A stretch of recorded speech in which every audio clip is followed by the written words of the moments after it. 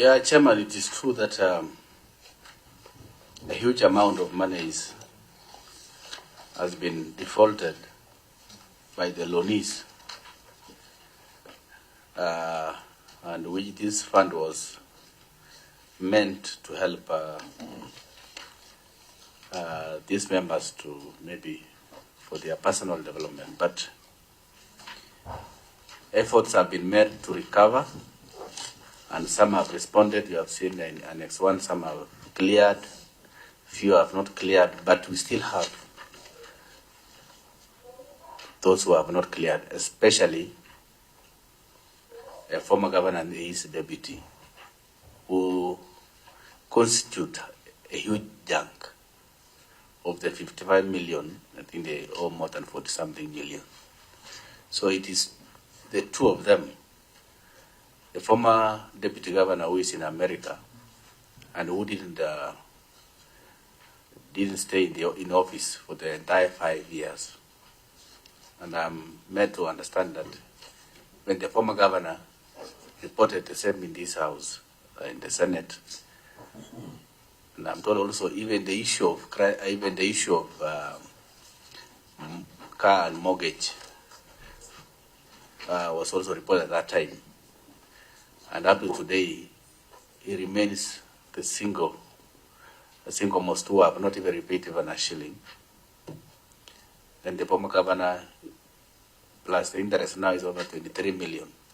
When he exited, I think the loan was around 22. With interest now over 23 million. So you can see that only two people constitute a chunk of it. We have given demand letters, but we are in the process. And that's why I came with my county solicitor here to confirm that we are in the process of instituting legal actions against those who have defaulted, including the two, the governor and deputy governor. But to more measures, Chair, from last year, we have come up with a way of capping the same, ensuring that going forward, all the loans are insured, and we have CIC, a group insurance company, taken on board that in future the loanee himself will bear the cost even of the insurance, just as banks also do. So going forward, those who are benefiting from the fund have to ensure their loans, and we have brought on board CIC. That's one of the measures so that in future, if you default, then insurance takes over. But at the same time,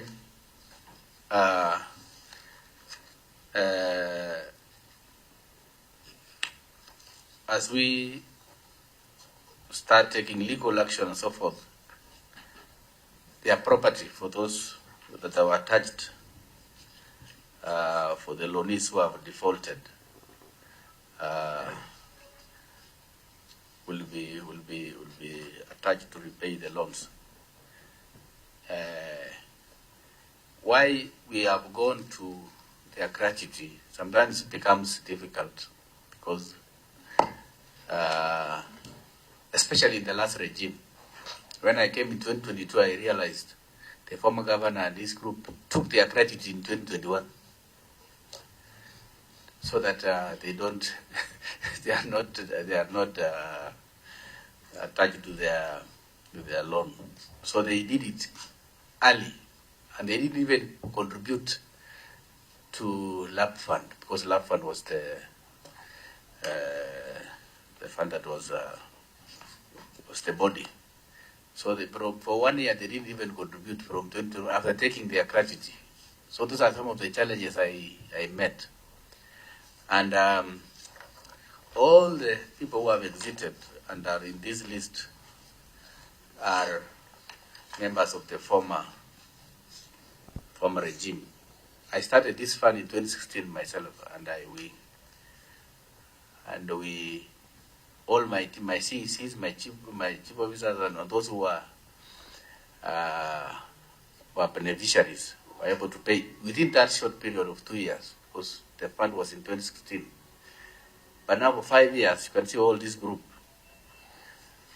And I want members to say number 10 is not me. For Domuk Simon Kachapin is not me, so that if it is a former chief officer of their last regime. But we just have the same names. So we are pursuing them, Chairman, although it's becoming difficult, but with the solicitor here and the county attorney, we are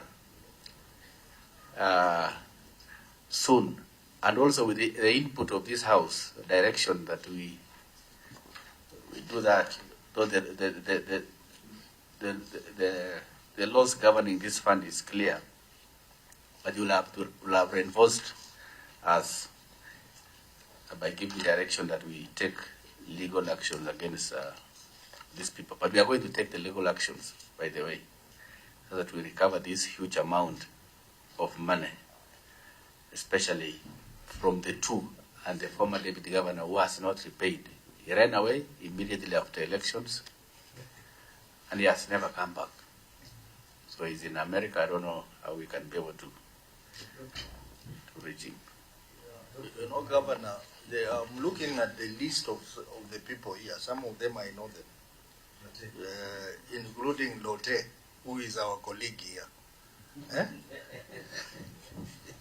Have you written to Parliament about his case? So that the clerk to the National Assembly can recover the money. Chair, parliamentary privilege dictates that we do not discuss the conduct of a colleague when he's not before us, Chair. So no. This is an audit. This is a legal process, constitutional process. Owes the county 8 million.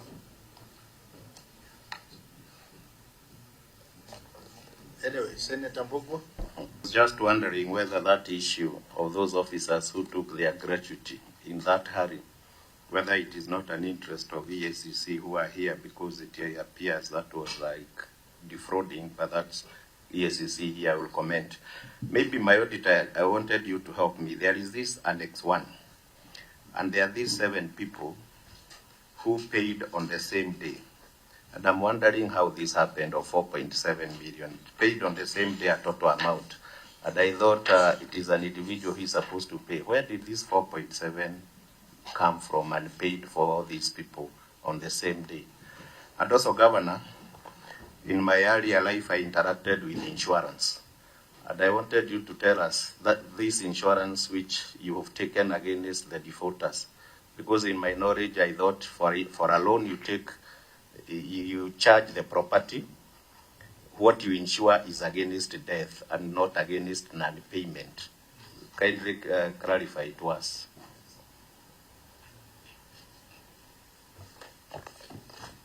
Scheme fund in terms of recoveries. They give out the loans. They don't bother about securities.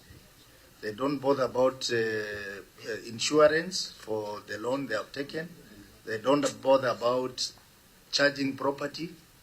And they don't even bother about the duration of the loan. So in essence, you find that the loans are not repaid after the expiry of the term. And this is going on even now. I saw another county, which was here, where a governor had borrowed 50 million. How is he going to pay 50 million within 5 years? It's not possible. Here in Parliament, as one of my colleagues have said, we are allowed to get a car loan, we are allowed to get a mortgage, all amounting to about 40 million.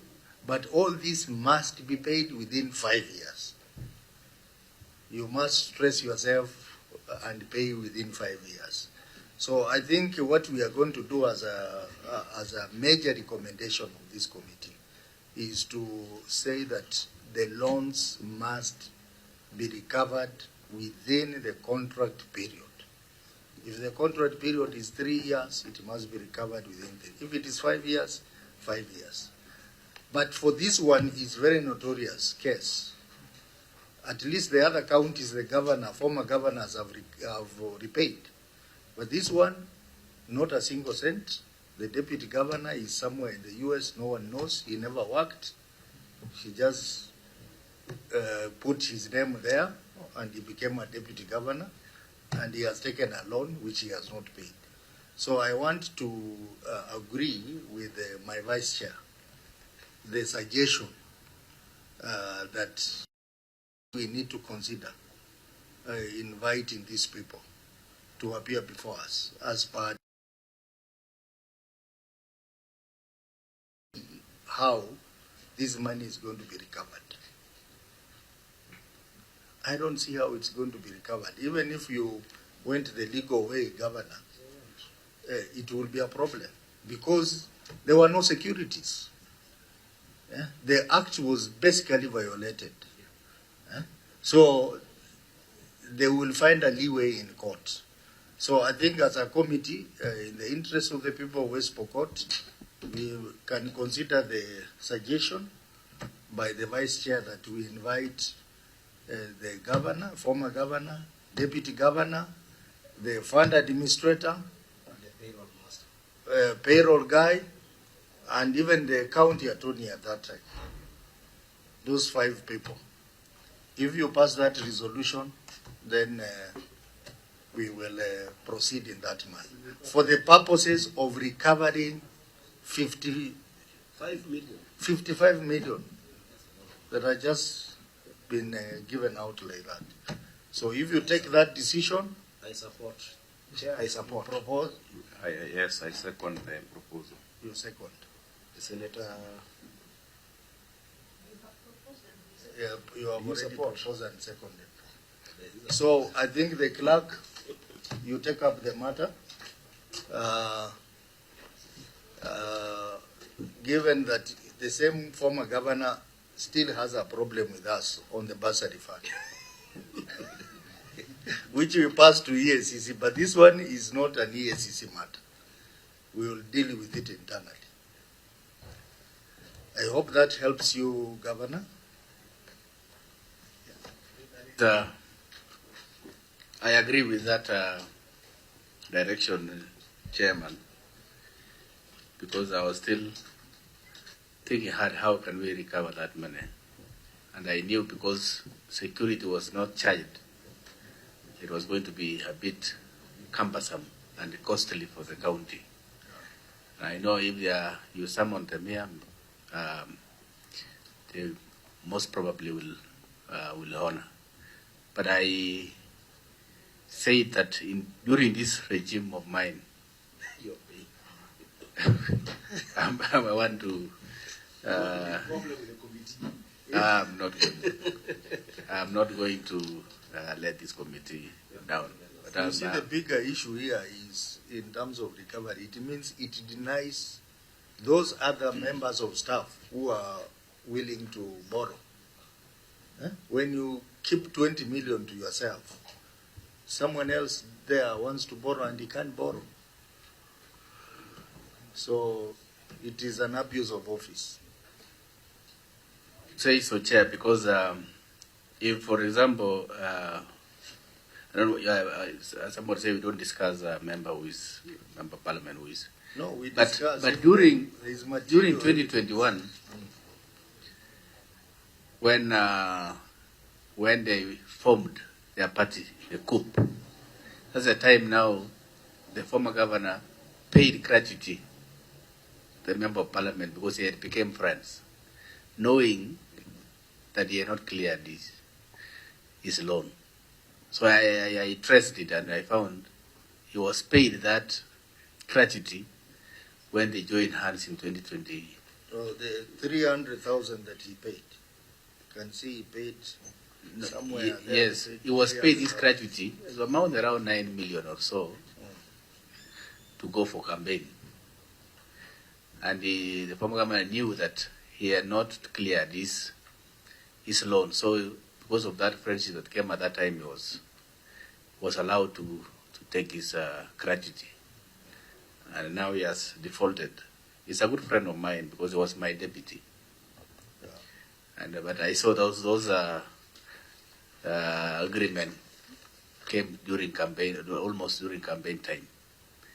So they really breached the act because, and even paying themselves gratuity towards the end of the elections. Before we came in, they already processed their gratuity and left. That is very illegal.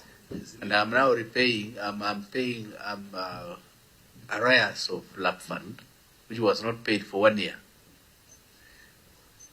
Contributions and so they were not the statutory deductions were not done for 1 year. That tells you that after paying their gratuity for 4 years, they didn't continue to contribute to lap fund. And when I came in again, I now to start repaying those arrears. So that you can see that these were people who are really determined to break the law. Very well. So I think that brings us to the end.